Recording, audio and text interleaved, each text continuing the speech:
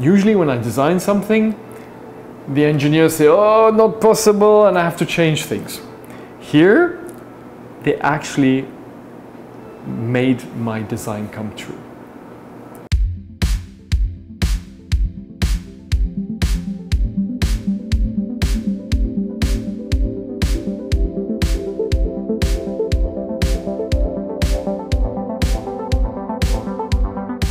So HM9 is called Flow. It's based on a time in last century when engineers were artists, meaning there was no wind tunnels, therefore for planes or cars, when they would design a plane or a car, they didn't know if it was actually aerodynamic. Hence they started designing what they thought was aerodynamic. And the creativity was incredible, the beauty was incredible.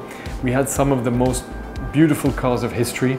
The Mercedes W196 of Juan Manuel Fangio in '54, the Alfa Romeo Disco Volante of 1952. They're like so beautiful.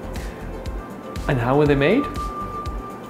With a drawing and with a clay piece, and then they would do a wooden jig, and then they would come with aluminium panels and beat them on and create these beautiful shapes.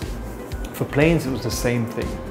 And I wanted to give a tribute to those moments of something which is flowing, beautiful, becomes a work of art, when initially it was a work of engineering.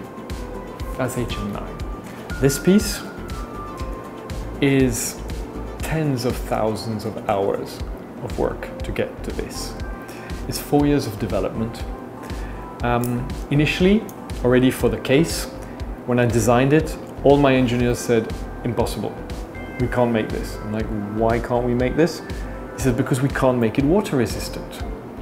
We can't make the case in 2 parts because the dial is in front, so you can't put a water resistance gasket. So we can't make it in 2 parts. I said, well, maybe we can make it in 3 parts. They looked at me like, but then it's not water resistant because we can't put 2 gaskets. Maybe there's another way. And they actually found a way. It took a long time, and they actually engineered the first ever 3-dimensional gasket, which makes this watch completely water resistant. But that's not the most important, but it's one of the many, many, many challenges. The case, it's an ingot of titanium, another ingot of titanium here, which is machined for 60 hours with microscopic mills, which are 3D mills in 5 axis, cutting out all the material inside and outside, hand polished, hand satin finished, etc. But more importantly, inside, we've got one of the very rare movements in watchmaking, which has 2 balance wheels. 2 balance wheels, 1 time indication. It means that, is it the left balance wheel, the left escapement giving you time, or the right? It's both. How do you do that? At the center, you've got something which is magical. It's called a Planetary gear differential. It takes the rate of here and of here, and it averages out. So if this one goes at -6 seconds a day, and that one at +6 seconds a day, the watch goes at 0. If this one goes at +6 seconds a day and this one at 0, it goes at +3 seconds. It's all the time mechanically averaging it out. And then the movement itself has to send the information not to a dial which is here, but which is here. How do you do that? You can also see it through this window.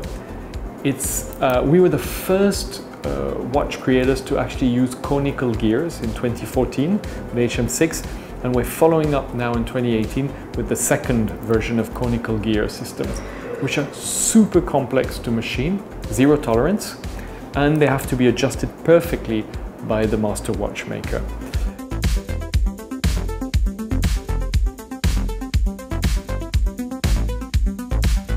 Between the movement and the case, the challenges have been incredible. But at the end of the day, where I'm very proud of the team who have done an incredible work, is that this is exactly my initial design.